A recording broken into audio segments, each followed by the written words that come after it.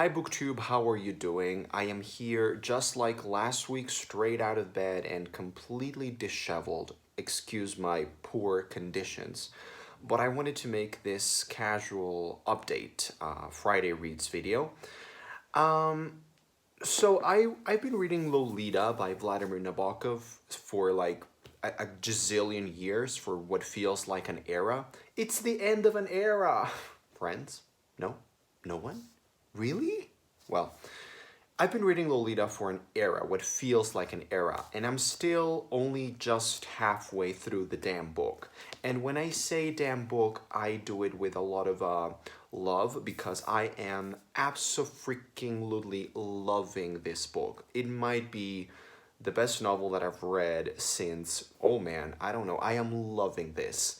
However, it is very dense, it is very intense, and it is so lush and so poetic and so magnificent in its writing that it becomes quite heavy. And so I am trying to put some distance with it. I'm trying to read it slowly, no pressure. I don't want any pressure on my shoulders. I want to read it in the slow pace that I want to read it. And so I'm just going to read it the way that I can and the way that I feel like.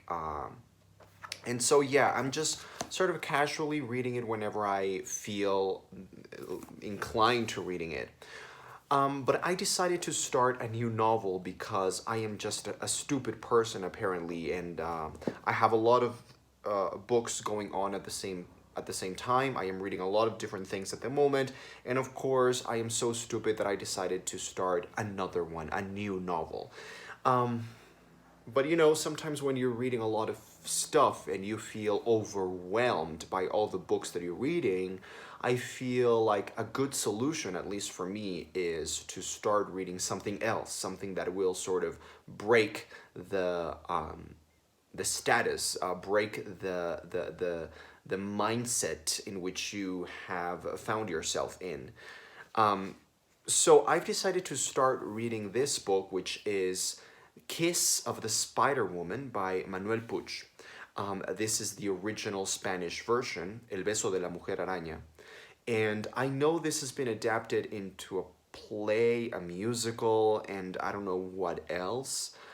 And I wanted to read this to sort of break my reading mindset, as I said, or my reading um, I've been reading a lot of things for such a very long time, and I feel like I haven't been reading something that is fast and something that I feel some accomplishment with.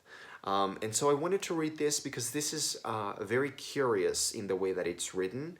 It's a story about these two men who are locked behind bars in prison, which is a very interesting situation. But the really interesting, curious thing is that the novel is told pretty much only through dialogue. And so we get these conversations between these two inmates at the prison, and they tell each other stories, and we get to know them and their context and their story through the stories that they tell. So it's a very fast read. I have been reading it probably for 2 days, and I'm already a third into it.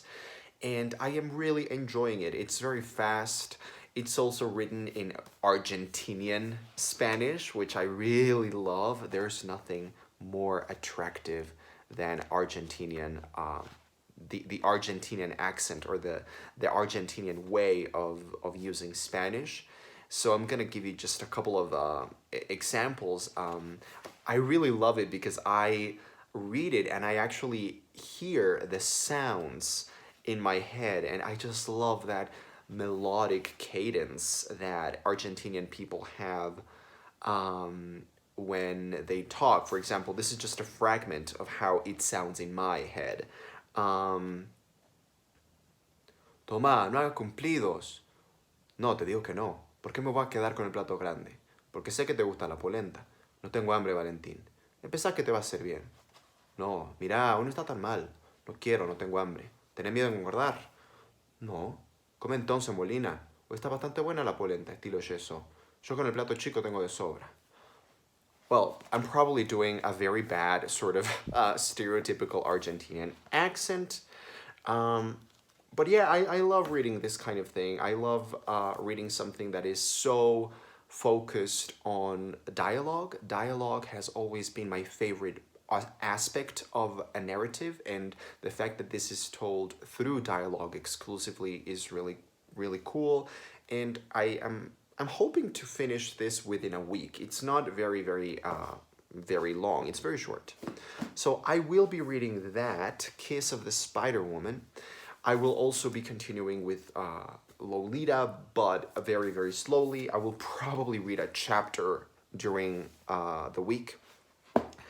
I will also be reading this book here, which this was a very, very rare book. It's very difficult to find.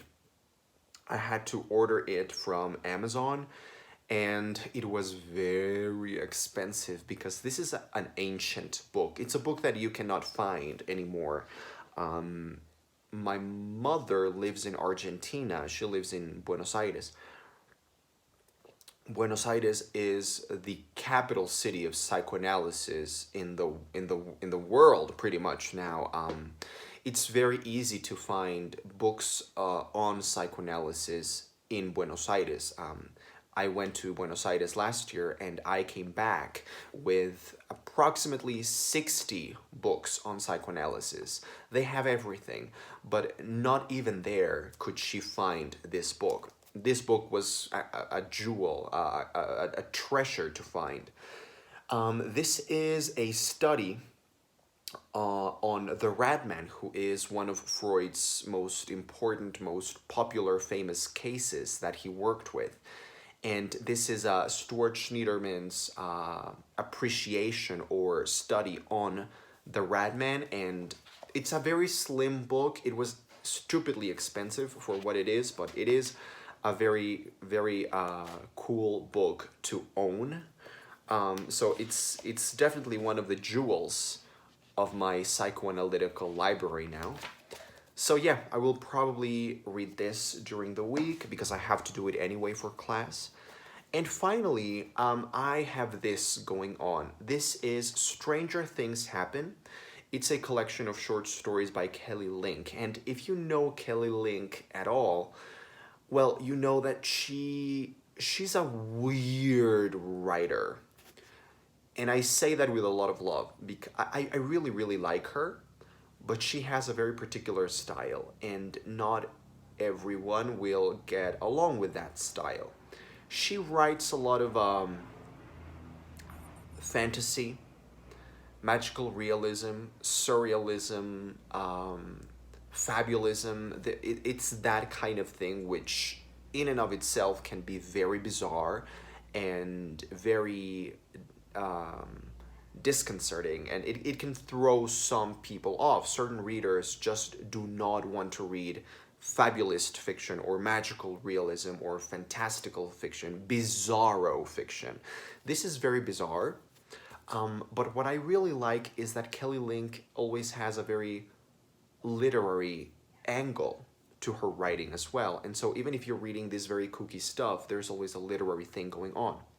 Now, I've been reading this collection for months now, or for weeks now. And last week I read one of the stories in here, Flying Lessons.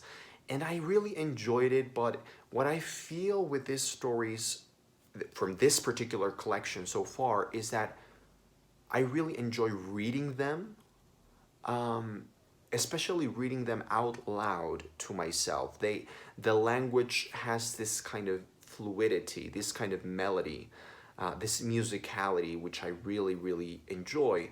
And so I really love reading the stories out loud to myself and feeling this wonderful use of language and this weird, kooky, wacky, bizarre things unfold through the story. However, the stories don't stick with me. When I finish reading a story, it just kind of disappears. And I don't know what that is. I don't know if that is intentional. I don't know if it's my thing.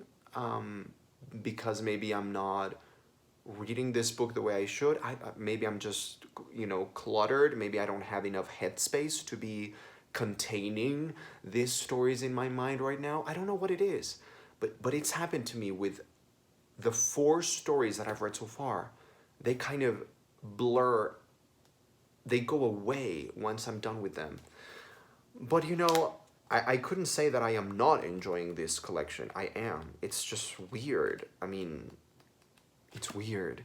And this phenomenon didn't happen to me with her other collection that I have read, Magic for Beginners, which is a fantastic collection. It's one of my favorite collections, one of my favorite books. When I read Magic for Beginners, every single story stood out and sticked with me. And I can clearly remember many of the stories from that collection: Magic for Beginners, Stone Animals, The Fairy Handbag. There are maybe not the titles, but there are certain stories that I very distinctly remember. Whereas with this one, I am having this weird problem. I don't know if it's a problem, but it's weird, you know. So those are the books that I will be reading during, well, probably today. Today is Saturday, so this is, I don't know why I said this would be a Friday reads. It's a Saturday reads. And I will probably try to read as much from all four of these books during the week. So tell me down below, what are you reading this weekend and following week? I know that some people are participating in March of the Mammoths. I really wanted to participate, but with everything that I got going on at the moment, I just cannot partake in that. I would really like to, but it would be so unrealistic. I would really like to read Bleak House by Charles Dickens. I own a wonderful copy, a beautiful edition of Bleak House. And Jason from Chapter and Verse made a video in which he was talking about Bleak House just recently. He was talking about Bleak House, and everything that he said just made me want to read the book that moment. But right now, I don't think I have that energy in me right now. But maybe, when I have a summer break or some kind of vacation, I will try to read a Mammoth, probably Bleak House, or something big like that. So if you're participating in March of the Mammoths, good luck to you, my friends, and thanks for watching. I am Just One Reader, and I will see you on the next video.